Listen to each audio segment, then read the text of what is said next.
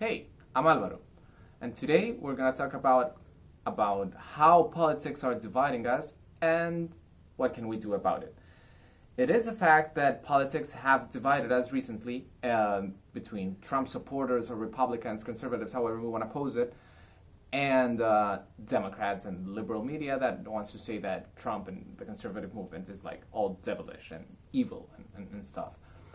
So the question would be like, is this the more divided that we've ever been? Well, I kind of disagree. There's been a civil war that was fought, yeah, more than 100 years ago. But even after that, we had the civil rights movement. The country was divided. The JFK assassination played a part into helping this push forward the civil rights movement and make it happen and be a reality, which we're very glad about it. But then came the Vietnam War. There were protests all over the place. Like people were protesting against Lyndon Johnson and his war politics. Then came Nixon. The country has been divided, and social unrest has been a thing. And the reprisal of protests and stuff, it has happened before.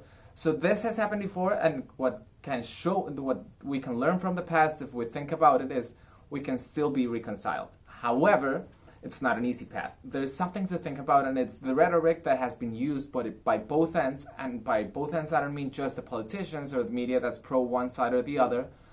It's the rhetoric that we use amongst each other, like even on social networks such as Facebook or Twitter or Instagram, where people argue about stuff, or when we have family arguments and over dinner and stuff with people that have like different views from us or with friends.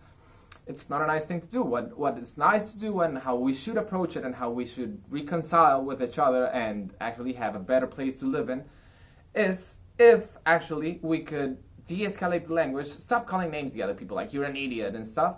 No, man, what has been happening lately is like we don't attack an argument. You know, when somebody says something as outrageous as we might find it or think that it is, we should attack the argument, not the person. If you find somebody saying that 1 + 1 is 3, which is an easy example, you can actually explain to them why it isn't 3, it is 2. But have an actual argument and an actual conversation about it. If you just go about it around the fact that, yeah, you're an idiot because you think this, the other person's just not going to listen to you, they're just going to be defensive, and the divide is going to keep going on and on and on and on. So what can we do about it? We should de-escalate the language. We should stop taking sides so strong, like it's not Biden or Trump. We need to be a little bit more cautious around things. And even if we think that Trump is the devil or the greatest thing that has ever happened, or that Biden is what's going to save us, whatever it is, we should always try to have a logical conversation about this. And Trump is by no means an evil spawn, but he has some mistakes, and Biden as well. So we should try to analyze and put everything on a balance and try to make a choice taking all that information into account. So yeah, de-escalate language, stop being aggressive towards people, your loved ones, your friends, or even random people over the internet or at a house party, although there's not much of those happening nowadays.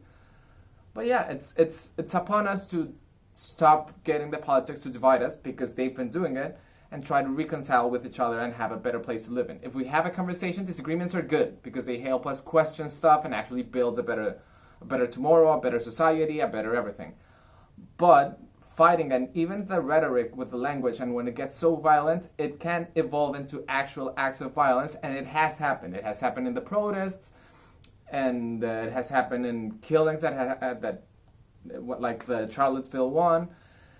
And the one thing I'm going to tell, and the one thing that should not be tolerated is racism. White supremacists, not cool. But other than that, we can have a conversation and agree and disagree and build something better.